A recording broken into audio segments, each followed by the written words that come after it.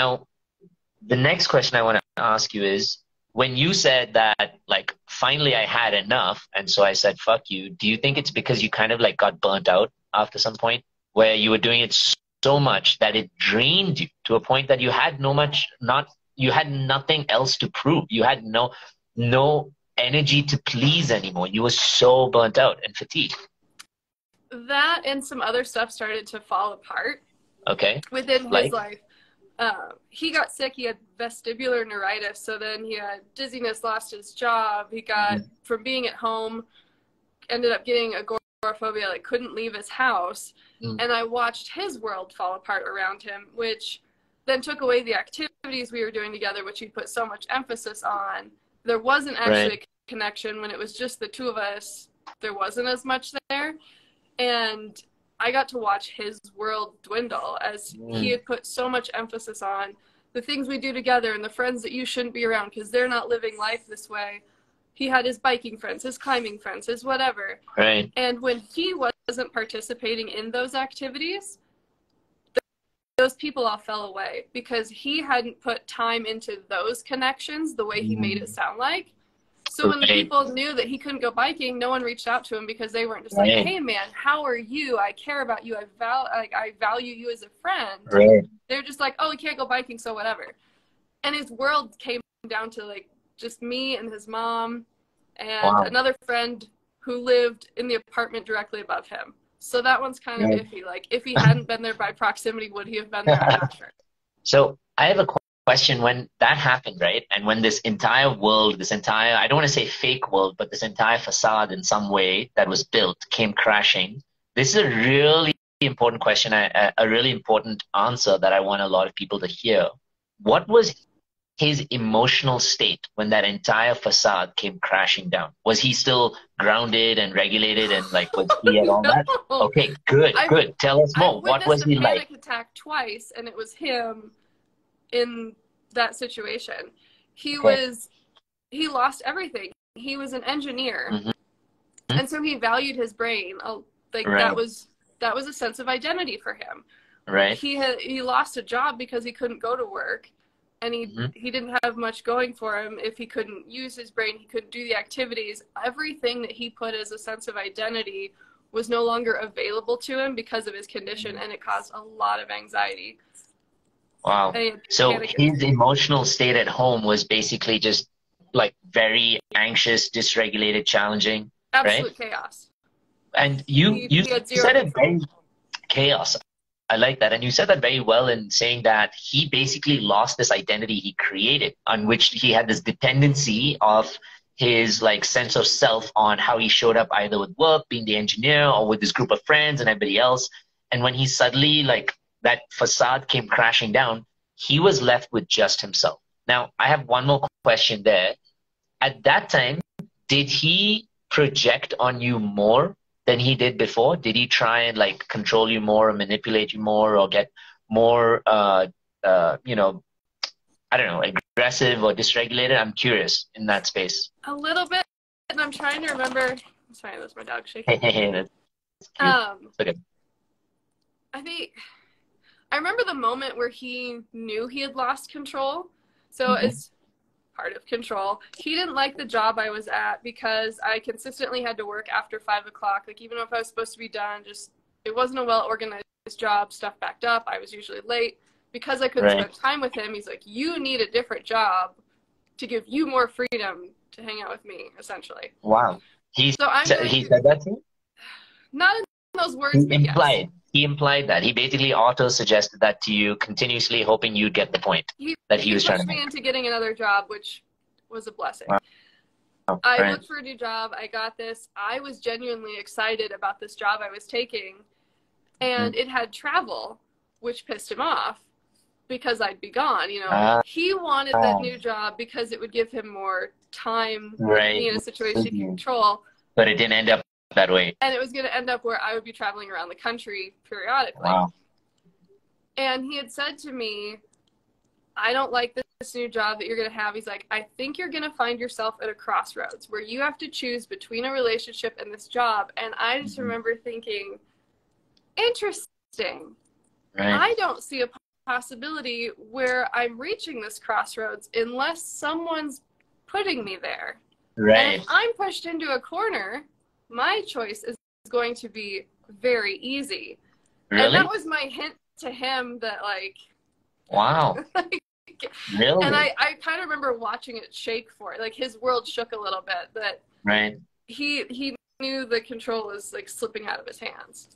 Wow. So you, at that point, though, you felt confident enough to say, motherfucker, I would choose my job where I'm at right now than choose you. Yes? And that was the blessing. So the job I had was a very small office. It was in recruiting. It was me and one other person doing our job, and like right. 4 other people in the office. Very small. Isolation. Right. And the job I got as an open air office, 100 employees. So I went from having people I didn't really relate to, not much going on, very much in his world, our world, to 100 new best friends with that had more relatable things going on. And it was exciting because I joined, like, first day on the job, everyone's really chatty. They want to know what's going on. Like, there's already making plans. They wanted to hang out. There's groups to be involved in. Come do this with us. Come do that. And I was so excited. He's living in the dark at home, scared to go out in the world, can barely walk because he's dizzy all the time. And I come back full of excitement about all these new people and these new things. And all of a sudden, I had a new support network that was unavailable to me before. And that is the piece that made it easy to say. So would you also say, sorry, go on. Well, just that, like, if there's a crossroads, it's actually you backing me into a corner. Right. And I know what I'm going to choose. So would you, in essence, say also, if you were listening carefully to your own story, that you started to get another more fair, more supportive source of community, connection, validation? So much so that gradually you realized, I don't actually need it as much from this person. And now that I'm seeing it, this person's kind of a dick. Oh, because, absolutely. Yeah? In terms of, you know, I think I said earlier, like, he said a lot of terrible things to me. 3 things come to mind. I remember all 3 now.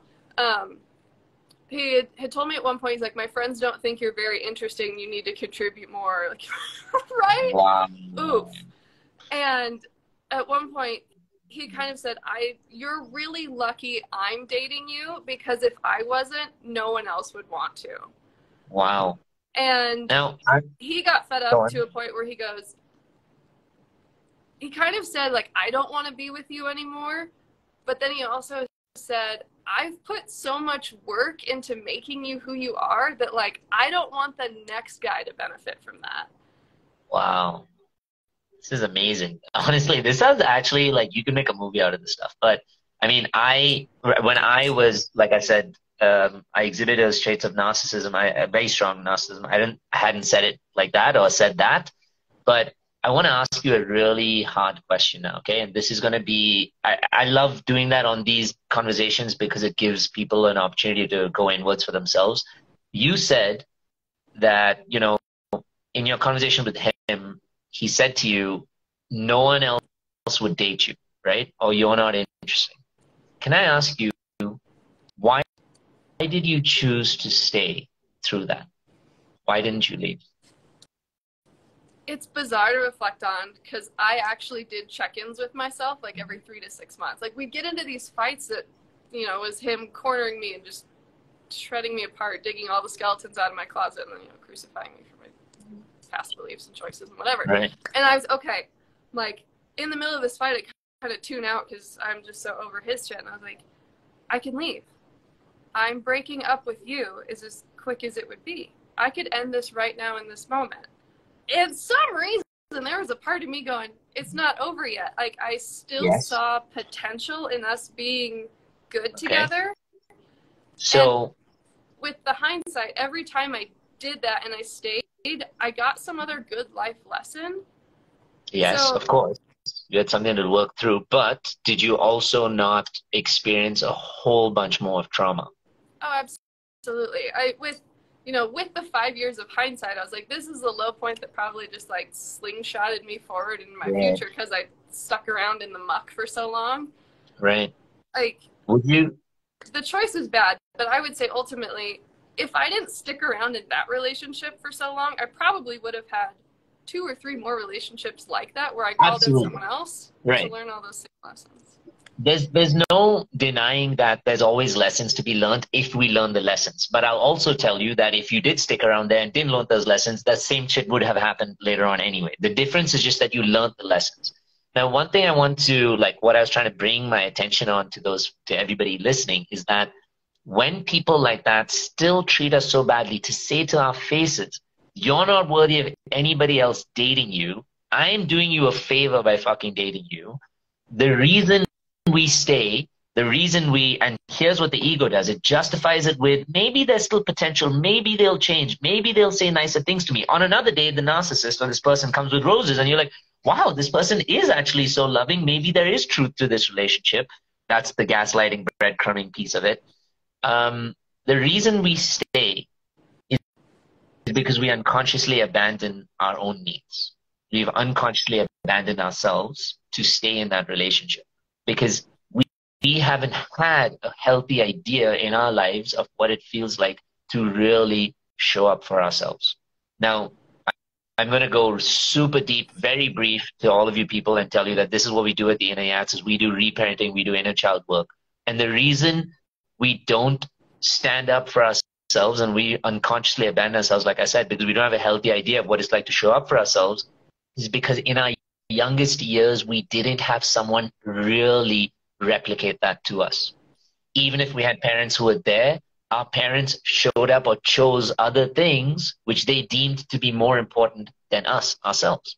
We had parents who chose their own coping mechanisms or their own wounded behaviors or their own like wounded relationships with our other parent more than just showing up for us and making us feel safe and loved and validated and recognized and seen and heard and important.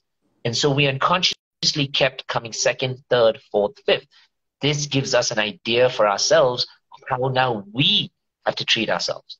And so soon when it comes to our turn of choosing our relationships or choosing our lives, we don't know what it's like to put ourselves first. I'll be honest with you, I never knew that my entire fucking life. And so I went to the other side of the fucking table where I had to manipulate everybody in the world to putting me first because I didn't even know what it was like for me to choose myself first. Then I swung the other way and kept abandoning myself because, like you said, like I wanted to learn the lesson so desperately and not be this narcissistic guy that I became a self-abandoner and went all the way to the other side. But the truth is, and I want to share with all of you, the lesson to be learned is not that this person's evil and I want them to stay away. No, that's the circumstance and that's the result of how that person shows up. The lesson to be learned is I must learn to love myself enough that I will not abandon myself if an unruly situation comes up again. I will instead choose myself. I will instead choose my own healing. I will instead choose my own love. I will instead draw boundaries with people who don't treat me well. So I want to ask you, Katelyn, before I let you go, I'm going to ask you one last question. How did you communicate to this person, or how did you show this person that enough was enough and you had to step away? I broke up with him over the phone, but that was only because he had kicked me out the night before. Hmm? Like, we had had one last fight, and he actually said, get out, which was the first time he'd ever done that. Right. And I went home and slept in my bed for the first time in a really long time. Otherwise, I was always staying at his place. Mm-hmm. He'd called me the next morning and wanted to talk. I said, no, I have to go to work. Like, I set that boundary. I was like, no, I have exactly enough time to do everything I need to do to get to work on time. Work, yeah. I was biking to work at the time. I remember him saying, no, take 5 more minutes to talk to me and drive to work. I said, I'm not doing that. Right. And this is after he kicked you out. Yeah. And he's still trying to rope you back in now. Yeah. I said, I'm not talking to you. I'm going to go to work. I have things to do. Wow. And I think I'd ended it. I was like, I'm breaking up with you. And he goes, no, you're not. I was like, that's not your choice. Wow. I was like, you can't. I think I legitimately laughed. And he's like, no, you're not. I was like, I just did. Like, you can't unbreak us up. Like, that's not how this works. That's amazing. You know, I want to tell you, because I'm not sure if you may be able to join the dots, as you did your healing, and I want to tell everybody out there as a method of providing hope to people out there working through this, you may not have realized this. You may call it a coincidence where you said, I'm lucky I had that job, which suddenly had 100 new people. I'm lucky his shit hit the fan and like all his shit, like, you know, his job, everything started to go downwards. You actually manifested all of that. What happens in the journey of a human being and in the human spirit is when you go through a certain point of like challenge or whatever else, you get to a crossroads. You yourself get to the crossroads which says either I learn from this lesson and I do the hard work of healing, or I just continue down this pattern of self-sabotage, self-abandonment, and continue the same thing. Something in your spirit said, okay, enough is enough, but I'm not ready to cut it off with this person yet, but I need to learn what it's like to show up for me. As you slowly started doing small things, if you were to write a journal, Katelyn, and go back and you would look at the small things you started doing to show up for yourself before the job showed up and everything else, I'd like for you to pay attention to them and see what those small things could be. You'll see that as you started doing that, the universe was like, my child, you are choosing yourself. I am supporting you by giving this to you. Boom, his job goes out the fucking window. Boom, something else gets sabotaged. Boom, the next thing you know, you've got this like job where you now have so many other people to support you. Boom, he even kicks you out and he's like, fuck, I shouldn't have done that. That was such a reactive move. Now she's the like fucking balls in her court. All of these things were basically like power moves in your corner, but you manifested them. Don't ever say that they were luck. Don't ever say that it was coincidence. You brought them into your existence. But I see you smiling a lot because there's something here that you're connecting with. I am. I completely forgot about this, and I'm trying to remember where it came from. I was doing this near the end of our relationship. So as he's going to the doctors and there's nothing wrong that he can find, his mom starts looking into alternative medicine. Through her, I was introduced to Abraham Hicks and the teachings. I think she got some guy that was doing Reiki on him.